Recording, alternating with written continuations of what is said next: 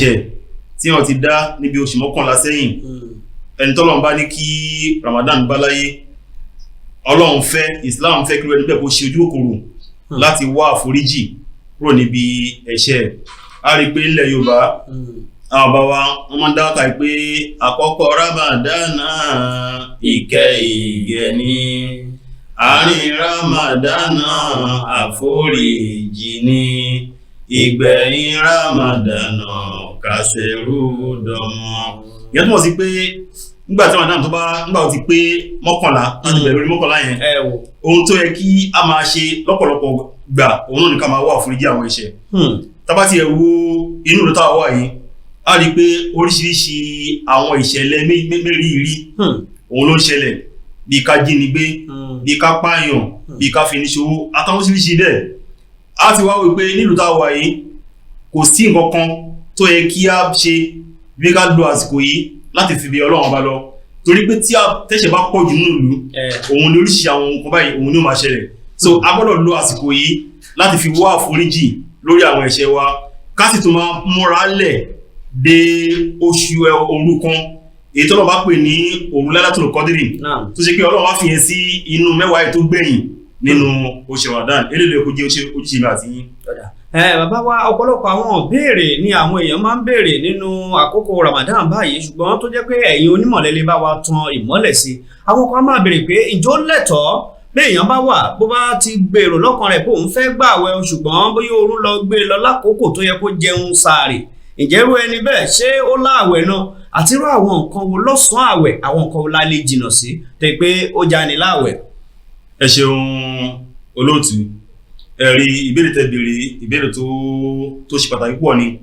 ṣe rí jíjẹ sààrì ọ̀ranyàn ni fún gbogbo ẹni tó bá ń gba àwẹ̀ kódà ọ̀nà sálá ó sọ pé sààrì tá à ń jẹ yìí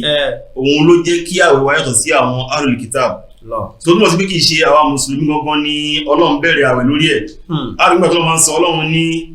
yá ayyuhal ladina amanu kutiba alaykumus siyam kama kutiba alal ladina min qablikum Ọlọ́run ní ẹ̀yin tẹ́ jẹ́ onígbàgbọ́ òdodo mo ṣe gbígba àwẹ̀ lọ́ranyàn fún yín gẹ́gẹ́ mo ṣe lọ́ranyàn fún àwọn tí wọ́n ti ṣáájú yín àwọn tó máa ń rí fáàsì àwọn náà ni àwọn ahlul kitab àrí tàbá wo nínú àtàwọ́rá Ọlọ́run bá fún Ànábì Musa ó gba àwẹ̀ fún ogójì ọ̀sán àti ogójì àbí Ànábì Isa ni so Ọlọ́run bá fún àwọn náà láwẹ̀ àwọn ṣáàwẹ̀ tí wọ́n ohun tó fi ọ̀sán ni pé kí wọ́n jí lóru kó jẹ sààrì yẹn wà lákàrà ó jẹ́ pé omi lásán lè máa mú sààrì yẹn ní àbáríkà púpọ̀ ó sì jẹ́ ọ̀ranyàn gbòógì tí wọ́n gbọ́dọ̀ mójútó nínú Ramadan so tí wọ́n bá gbàgbé sùn tí ó ráyè jẹ sààrì tó bá ní agbára láti kọ̀ntínú àwẹ̀ yẹn kó gba àwẹ̀ yẹn Ọlọ́run fún ládẹ̀ àmọ́ tí ò bá ní agbára ọlọ́lùmí wà tí ò bá ti jẹun wàhálà ní àdágó kan ọ̀sán ojú àti máa pò yìí wọ́n ti dàrú irú ẹni yẹn a lè yọ̀ǹda fún ẹni bẹ́ẹ̀ kó jẹ ọ̀sán àmọ́ ìyẹn wá fún ní opportunity pé kó wá gbóúnjẹ síta gbangba lọ́sàn-án kó máa wá jẹ kí lè lọ kó máa jẹ àǹfààní fún àwọn ìyá wa ẹgbẹ́ lásìkò tí wọn ò nírun tí wọn ò láwẹ̀ àwọn àti kò sí ọjà àwọn apàtẹ oúnjẹ àwọn pé alájà ẹgbàá rẹ ni nírun rárá o gbọ́dọ̀ ṣe gbogbo ẹ̀ ní bòńkẹ́lẹ́ ni dégbé ẹni tó wà lẹ́gbẹ̀ẹ́ rù kò nímọ̀ pé o gbà àwẹ̀ àbò gbà àwẹ̀ so bákan náà lára àwọn nǹkan tí a gbọ́dọ̀ mójútó tó máa ń ba àwẹ̀ jẹ́ torí pé nígbà tí wọ́n ń sọ ìtumọ̀ nǹkan tá à ń pè ní síyàm fún wa wọ́n ní al-i'tinā'u 'ala al-akli wa shurbi wa kullu muftirin min tulu'i al-fajri ila ghurubi shamsi ìyẹn ni pé ká kó ara dúró kúrò níbi jíjẹ mímu àti àwọn nǹkan míì tó lè ba àwẹ̀ jẹ́ kì í ṣe ká má jẹ ká má mu nìkan ní nǹkan tá à ń pè láwẹ̀ kí àwọn òkú nínú Ramadan ó máa ba àwẹ̀ jẹ́ kí àwọn sọ̀sọ̀ kú nínú Ramadan ó lè ba àwẹ̀ jẹ́ kí àwọn máa gbogbo nínú Ramadan ó lè ba àwẹ̀ jẹ́ gbogbo nǹkan tó lọ́n bá ṣe léèwọ̀ fún wa a gbọ́dọ̀ jìnnà sí ká máa gbà ẹ́ lọ́wọ́ sí ká sọ pé torí káwé má gbò wá fíìmù la fẹ́ máa wò. kó sì jẹ́ fíìmù àwọn ohun tí ò tọ́ ní ṣe bẹ́ẹ̀. òun ló ṣe bẹ́ẹ̀ wọ́n torí káwé má gbò ẹ́ káwé má gbò ẹ́. ó bá jẹ́ gẹ́gẹ́ bí àwọn wáàsí lè yàn ń wò. ó sọ fún yàn kí wọ́n sùn lọ́sàn-án Ramadan yóò kó àwọn òkú àwọn àgbọ̀pọ̀ lọ. so wallahu a'lam. ó dá fún ọ̀pọ̀lọpọ̀ àwọn èèyàn kan wà tó yẹ pé àti jẹ sààrì a máa rí bákan fún wọn àti sínú pàápàá a máa rí bákan fún wọn nígbà tọ́lọ́ sì ti ṣe àwẹ̀ Ramadan yìí tọ́lọ́ ti ṣe lọ́ranyàn fún wọn ẹlòmíì ohun tí ó fi ṣínú bá a ṣe ń sọ̀rọ̀ kò tí ì mọ́ ẹlòmíì ohun tí ó fi gbà àwẹ̀ nídàájí ọ̀la kò tí ì mọ̀ ṣùgbọ́n wá láǹfààní pé ẹnìkan wà lẹ́gbẹ̀ẹ́ ilé òun tẹ́ni yẹn kó tó jẹ́ lẹ́sìn kejì fún àpẹẹrẹ ká ní bí ẹlẹ́sìn kìrìsìtẹ́nì ni àbí kó já wọn tí máa ń ṣẹbọ irú ẹni bẹ́ẹ̀ wá wò bá ẹni yìí wá bá òun pé ẹ̀yin aláwẹ̀ ẹgbà eléyìí o kẹ́ fi jẹ sàárì lọ́la o ẹ̀yin aláwẹ̀ ẹgbẹ́ eléyìí kẹ́ fi ṣínú kò sí lọ́lọ́ míì kò sí nǹkan míì tó lè fi ṣínú kò sí nǹkan míì tó lè gbàwẹ̀ ǹjẹ́ nírú ẹni báyìí ṣó lẹ́tọ̀ọ́ fún láti gba nǹkan tí àwọn ẹlẹ́sìn míì tí wọ́n pèsè fún yẹn. náà alhamdulilayi abdulayi ẹ̀rí máa kọ́ mọ́ ọ sínú alukuran nù torí pé alukuran ṣàlàyé fún wa nígbà tó lọ́ máa ń sọ̀rọ̀ nípa àwọn ahlul kitab àwọn tí a fún ní tírà àwọn tí wọn kì í ṣe lẹ́sìn mùsùlùmí ọlọ́run ní oúnjẹ yín ẹ̀tọ́ ni fún wọn oúnjẹ tiwọn náà ẹ̀tọ́ ni fún yín lókè ìgbà tó ṣe pé oúnjẹ tó fún yìí yìí kọ́ fi ṣe òòṣà àníyàn intention nínú Islam nǹkan tó ṣe pàtàkì pọ̀ ní o ṣẹ́rí èèyàn máa ṣiṣẹ́ mi ń gbà mí ó jẹ́ pé àníyàn tó fi ṣiṣẹ́ yẹn kò dá iṣẹ́ yẹn lè dá o táyọ̀ tó bá fi ṣe tí wọ́n fi dá iṣẹ́ yẹn ò ní tẹ́wọ́ gbà wájú Ọlọ́run bá ṣẹ́rí ká jẹ kí ẹni tí kì í ṣe ẹlẹ́sìn mùsùlùmí kó fún wa ní kódà kó má jẹ kí n Ramadan ni kó jẹ nígbà lásán alẹ́tọ̀ láti jẹ oúnjẹ wọn àwọn alẹ́tọ̀ láti jẹ oúnjẹ tiwa náà so tí wọn bá wá nìkan tó fẹ́ jẹ ló fẹ́ fi sínú ni o àwọn fẹ́ fi gbà rẹ̀ ni o so irú ẹni bẹ́ẹ̀ wá rí ọ̀rẹ́ kan tí kì í ṣe mùsùlùmí ẹ̀rọ ẹni tó gbá ọkùnrin ọ̀rẹ́ gbà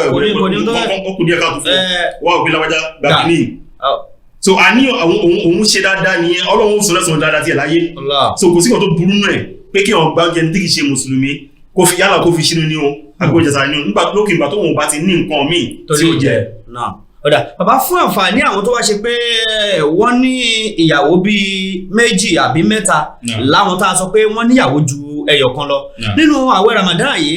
láwọn tí kìí ṣe pé ojú kan náà ni ó kúrò àwọn obìnrin bẹ́ẹ̀ sí bóyá ìkan ń gbé ní ibì kan ìkan ń gbé níbòmíì irú ọ̀nà wo ni wọ́n lè gbà jẹ́ irú ẹni bẹ́ẹ̀ ò lẹ́ṣẹ̀ lọ́dọ̀ Ọlọ́run bóyá irú obìnrin tó jẹ́ bí ìyàwó kan nu wọn ó pèsè oúnjẹ ẹlẹ̀ fún pé eléyìí ni ẹ wá fi jẹ sàárì o tí ò sì ráàyè ló tó yẹ pọ̀dọ̀ ẹlòmíì ló wà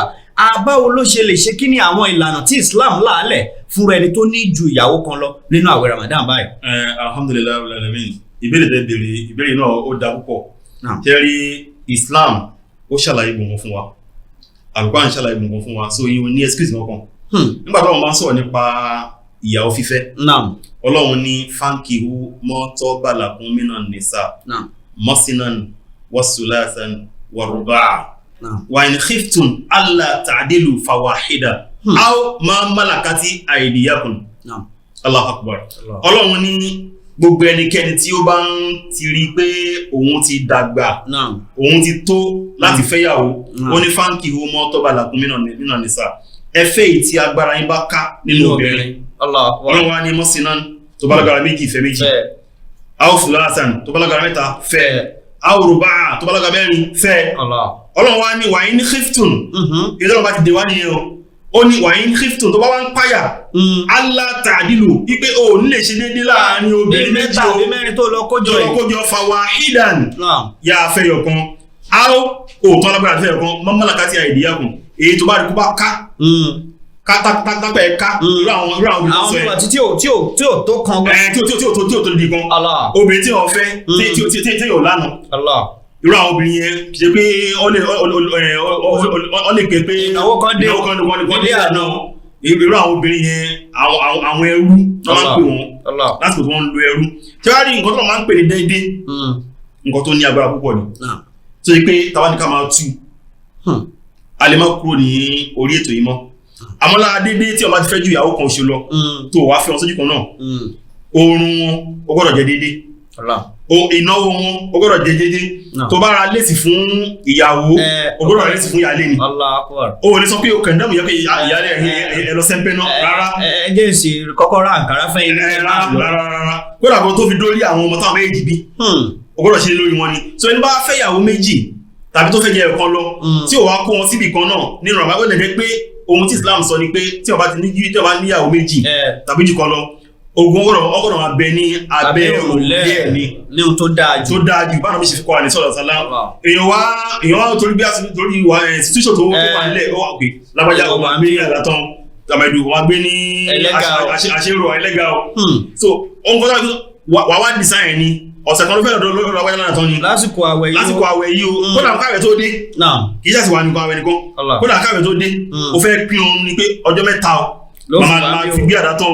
ọjọ́ mẹ́ta o máa fi gbé ẹlẹ́gà o táyì náà bá tún wá dé náà o gbọ́dọ̀ maintain ni ádìlú yẹn ni so nǹkan tó wá fi lè mú ẹ tó wá lọ ṣe mistake lọ sun oorun ọjọ́ 4 àbọ̀jọ́ 5 àbọ̀sẹ̀ kan tó fi lé sí ti bí yẹn àfikún lọ sùn bẹ́ẹ̀ náà àfikún lọ sí bẹ́ẹ̀ so nǹkan tó ń bè dédé yẹn. ẹ jẹ́ ká gbìyànjú ká dókè lọ́hùn náà ká máa wọn òpolówó ọjà bíi méjì orí ètò tá a pè ní Ṣáká Láàárín ńlá ṣe wà pẹ̀lú mọ́mọ́ àgbà fún ìjọ SDT tá a pè ní Solar District SMP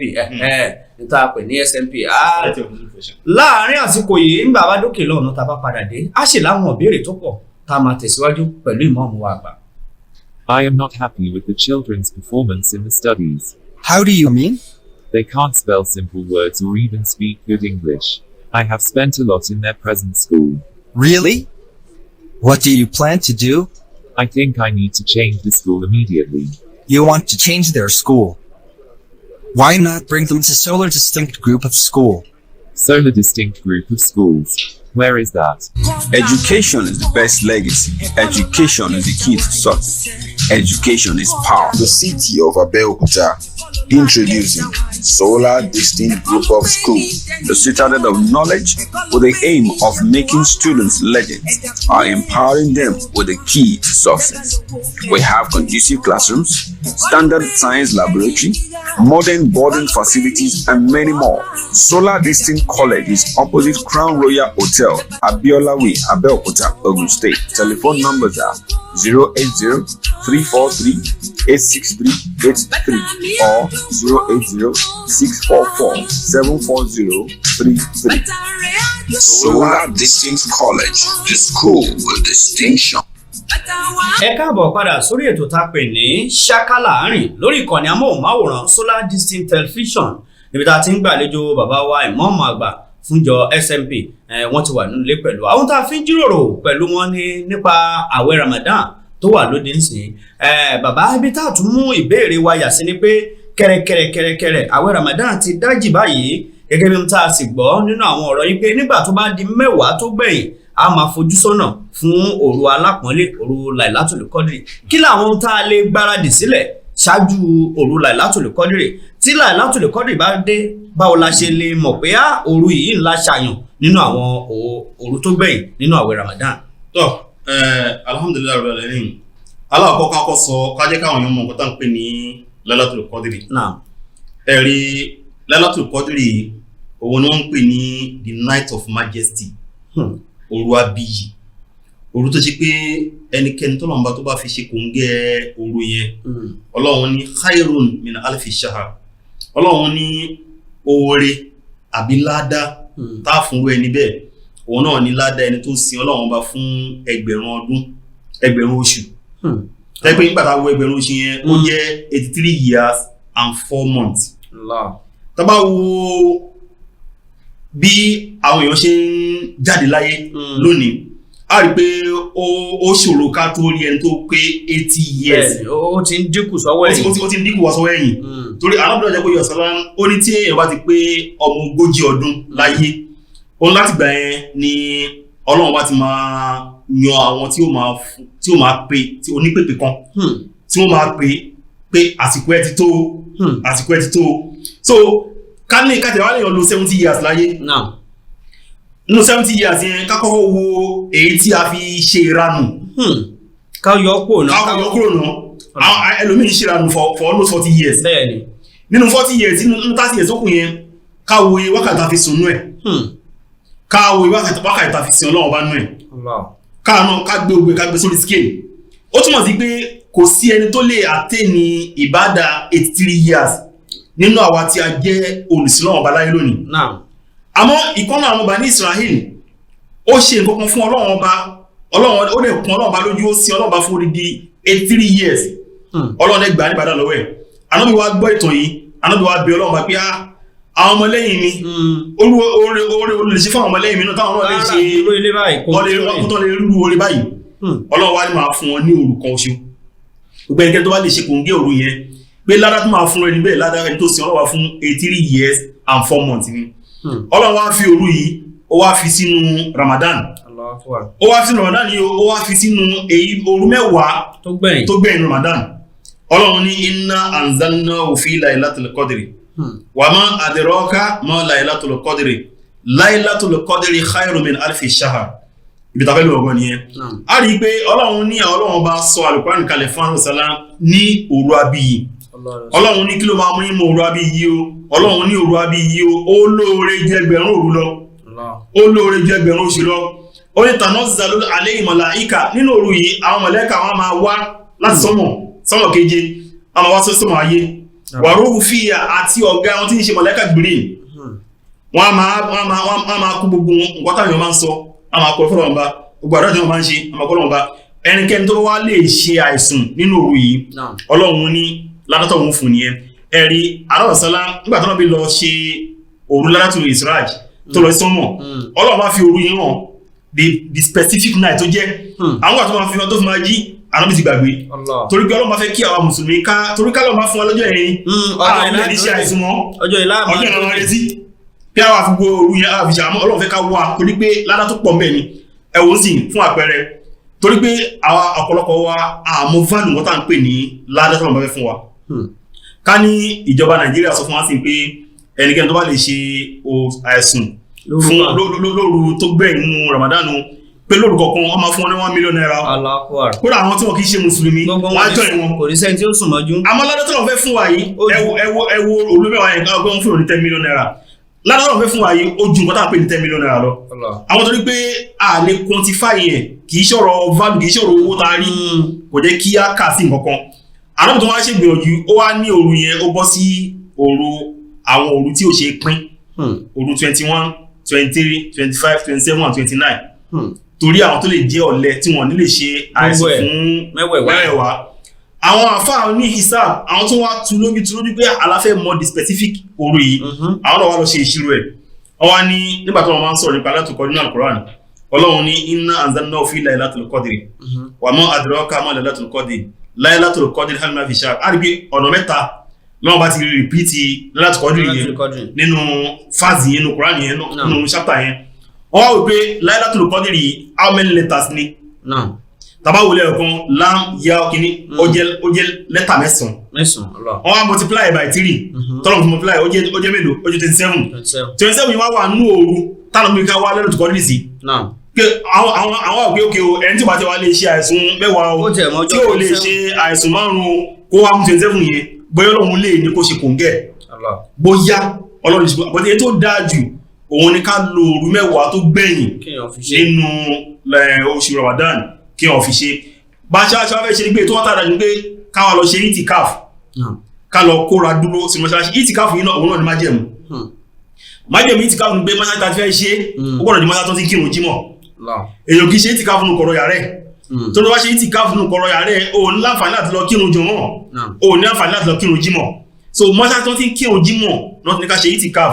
a dẹ̀ gbọ́dọ̀ dé mọ́ṣáláṣí yẹn ní ọjọ́ tí Ramadan máa pé 20 bí lọ́jọ́ Sunday tó ń bọ̀ yìí sí before ká tó kírun Maghrib èyàn gbọ́dọ̀ ti wà mọ́ṣáláṣí yẹn láti lọ bẹ̀rẹ̀ fún itikaf. kò wá ọ̀dà fún àpẹẹrẹ ṣé irú ẹni tó fẹ́ lọ fún itikaf àwọn ìlànà wo ló rọ̀ mọ́ ṣé èèyàn tó bá lọ láti ìgbà tí ààwẹ̀ ti pé 20 ṣé irú ẹni bẹ́ẹ̀ ǹjẹ́ ó láǹfààní láti máa jáde lọ́wọ́ ọ̀sán bóyá ó fẹ́ lọ bí iṣẹ́ àbí nǹkan kan dẹ̀ irú òru fún àǹfààní tó níyàwó lé ǹjẹ́ ó ní nǹkan kan tó fi takò àbí ó ní ohun tí ẹ̀kọ́ kan nípa ẹ̀. màá bẹ̀rẹ̀ láti fi tẹ̀lé parí ẹ̀yìn ṣe rí òru mẹ́wàá tó kún yẹn bó lè pé Ọlọ́run bá sọ pé òru Ramadan òun yọ̀ǹdẹ̀ fún ọkọ àtaya kí wọ́n máa súnmọ́ra wọn láti ìgbà tí wọ́n bá ti ṣínú ìtì di àsìkò tí àlùfáàjì bá ti yọ but òru mẹ́wàá tó kún yẹn kò sí nǹkan tó burú ń bẹ̀ kí wọ́n kóra dúró fún Ọlọ́run bá kó yọ̀ǹdẹ̀ àmọ́ ẹni tó fẹ́ lọ sí ìtìkáfẹ́ tí ò lè mú ìyàwó ẹ̀ lọ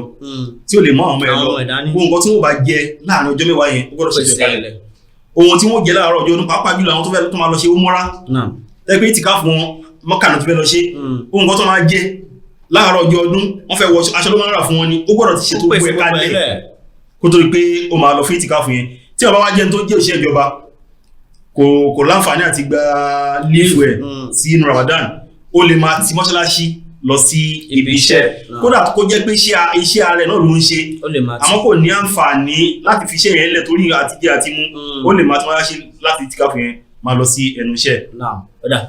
agbẹ́pọ̀lọ́ gbogbo ẹ̀yin èèyàn tẹ́ ń wò wá látàárọ̀ tẹ́ sì ń gbọ́ wa àjọṣewò ní bàjẹ́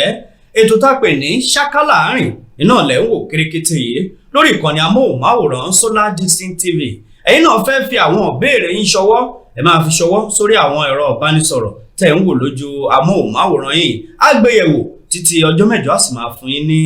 èsì nípa ẹ̀. àníṣọlé adélé pé a ṣe pápápá a kà díẹ̀ ńlẹ̀ ní àkókò yìí títí ìgbà míì tá tún máa pàdé lórí ètò tá a pè ní ṣáká láàrin ilé òní léwọ ọ̀nà òní nà wá bàbá wa ìmọ̀ọ́mù àgbà fún ìjọ SMP ẹ bá a dágbére fún àwọn èèyàn kó tó di pé a yọ̀ǹda yìí. tọ́ adúpẹ́ lọ́wọ́ Ọlọ́run bá lẹ́ẹ̀kan sí i. Alhamdulillah. gbogbo ẹ̀yin tí ẹ̀ ń wò wá tí ẹ̀ sì ń gbọ́ wá láti inú iléeṣẹ́ wa yìí adúpẹ́ pọ̀ lọ́wọ́ yín ojú tẹ́ fi ń wò wá ojú yẹn ò ní fọ́ o